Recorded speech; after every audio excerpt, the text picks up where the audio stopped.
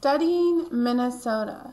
Before studying Minnesota, think about what Minnesota means to you. What makes our state unique? Learn how exploring our history, geography, government, and economy teaches us the stories of Minnesota's past.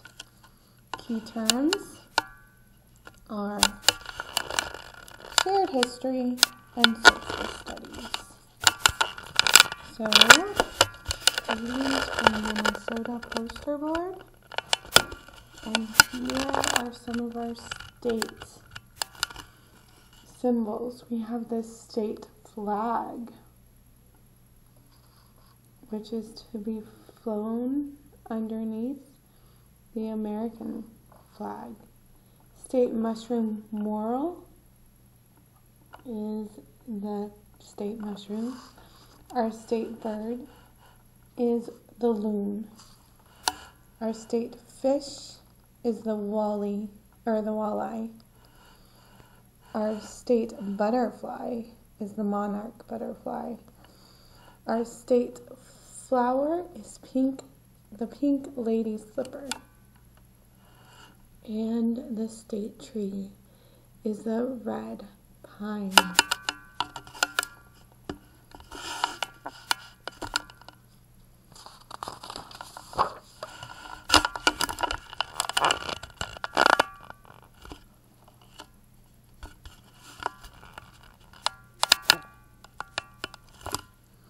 What is Minnesota?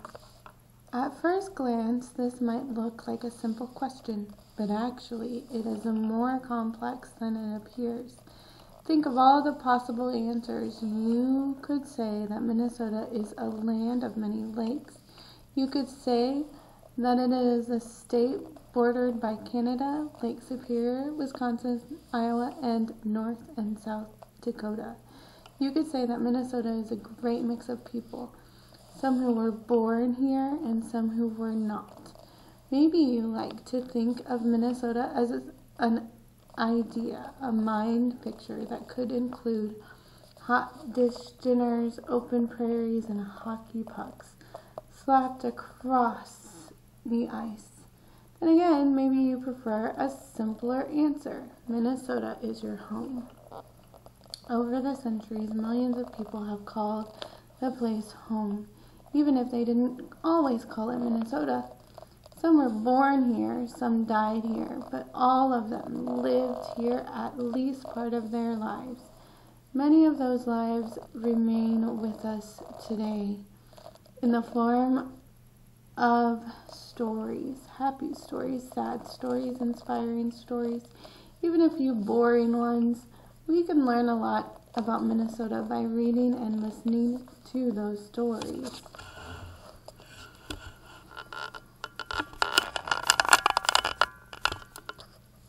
The stories of Minnesota's people pop up in all sorts of likely and unlikely places. They're carved into stone cliffs, rising up from the shores of the northern lakes. They're found on rocky ridges in the southwestern prairies. They pass from generation to generation. Through the mouths of talented storytellers, they jump from pages of diaries, letters, and written histories. They hide in the things of everyday life: clothes, buildings, tools, and toys. Different lives, shared stories. Spend enough time rooting around in the great collection of stories, and you'll discover that Minnesotans are a complicated bunch.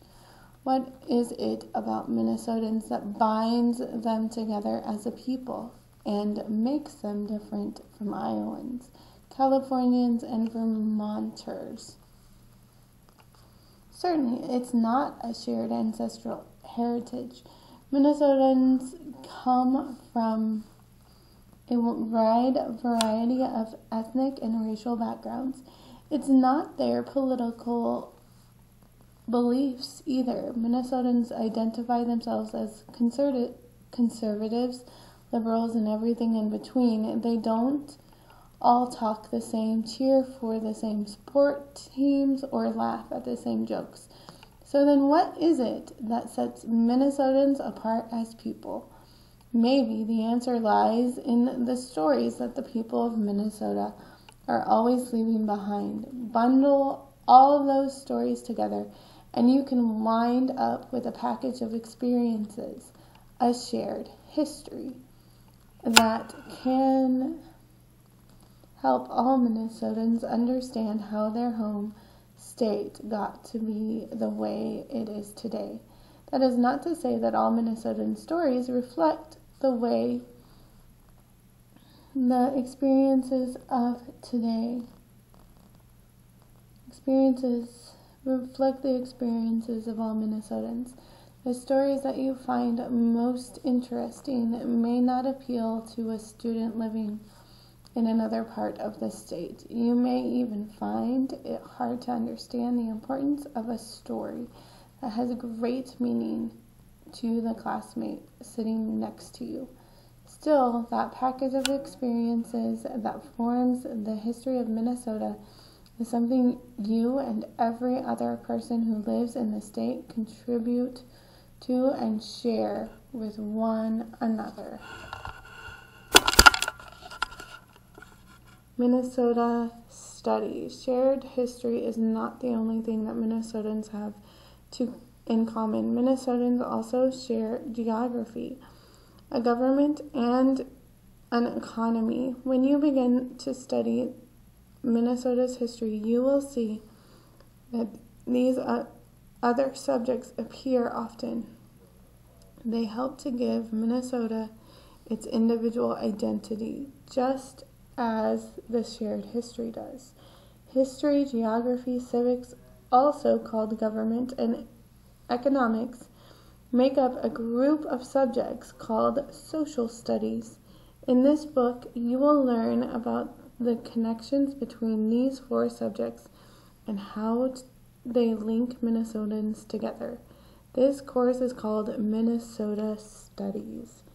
Each of these subjects has its own personality. History is concerned with events and individuals in the past. Geography focuses on places and people who live in them. Civics discusses government and how people are involved in it. Economics is the way people make and use goods and money. It is important to understand each of the social studies individually, so you can learn to identify the ways that connect with each other. Let's consider one instance where all four social subjects work together. Lake Itasca State Park. Lake Itasca, the source of the Mississippi River, is important in Minnesota's geography. Historically, European explorers searched for the Great River source with help from Dakota and Ojibwe. The state park was created in 1891 by an act of the Minnesota state government. Each year since then, visitors have chosen to spend money at the park as tourists. Geography, history, civics, economics, all are a part of Lake Itasca State Park's story. Studying Minnesota. Now you are about to unwrap the big package of Minnesota experiences. The following pages tell the story of dozens of people who helped make Minnesota what it is today. This book includes many examples of history intersecting with geography, economics, and civics, or government. Throughout Northern Lights, you will see colored boxes that highlight important stories and concepts related to these three subjects. These examples connect each subject to historical stories.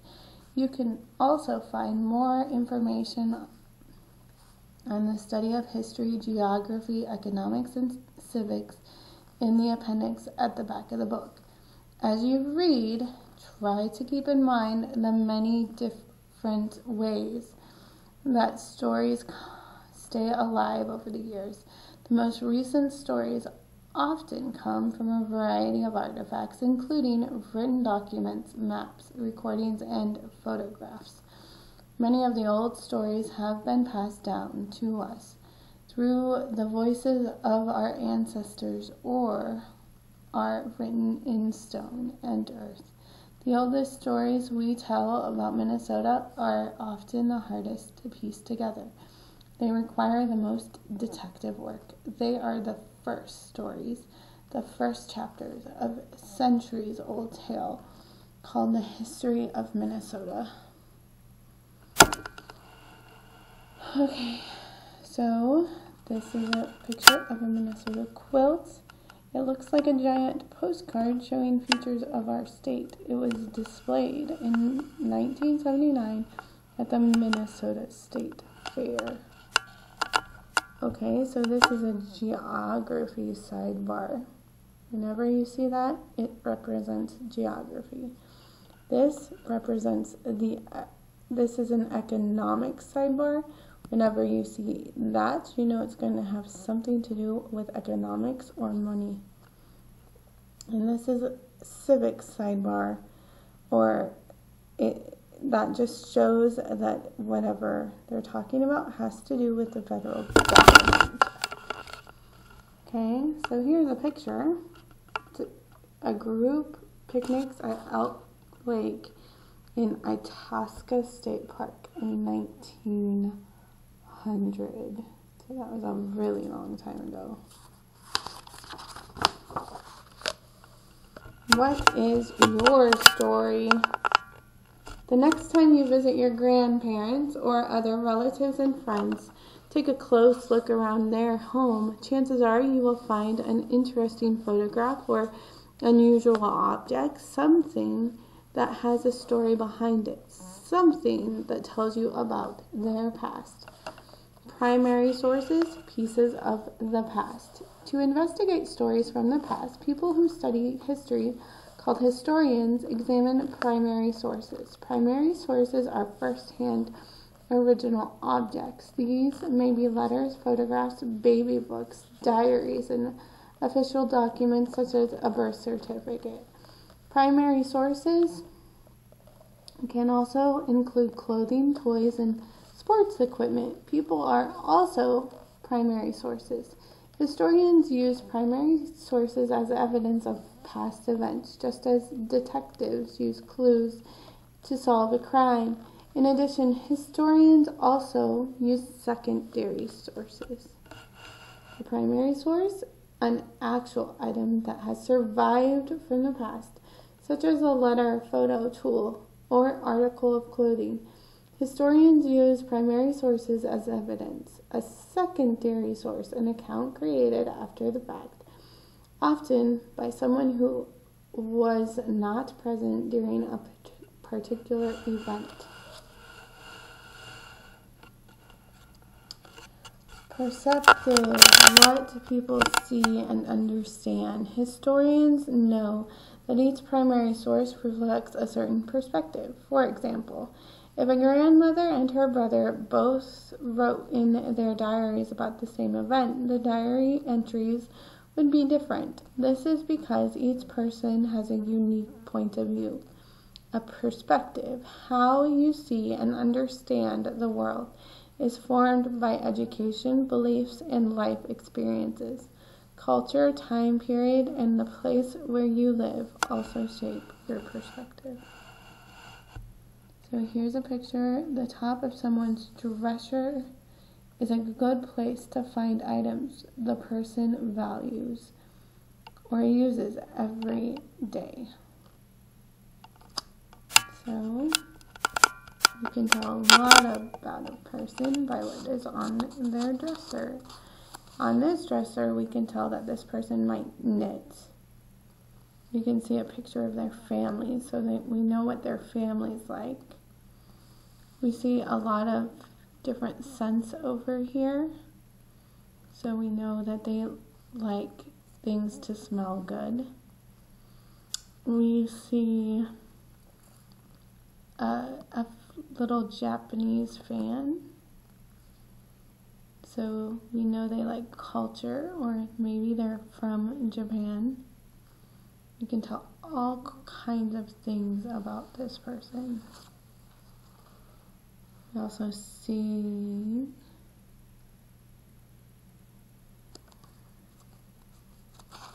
let's turn the page. Interpretation, telling a story based on evidence. When historians study the past, they begin by gathering a wide variety of sources. They want sources that represent many perspectives. Using this information, historians try to explain what the primary sources say about the past. The explanation is called historical interpretation. Often, historians know only a small part of what happened. They know that when a new primary source is discovered, they might have to change their interpretation. Investigations, your chance to be a historian. Every chapter in this book has the activity called an investigation that gives you the chance to be a historian. Each investigation has primary sources for you to explore. As you read each investigation, look for magnifying lenses like this. Okay? They give you something exciting to do with the information you uncover. When you get home tonight, look at your home through the eyes of a historian. What evidence in your home connects you to the past and to Minnesota? What stories do your photos and objects tell? Like the people you will read about in this book, you too are part of Minnesota's history. Okay, so brainstorm a list of primary sources you might find in your home. Which documents, photos, and objects tell something about you? Okay, there we go.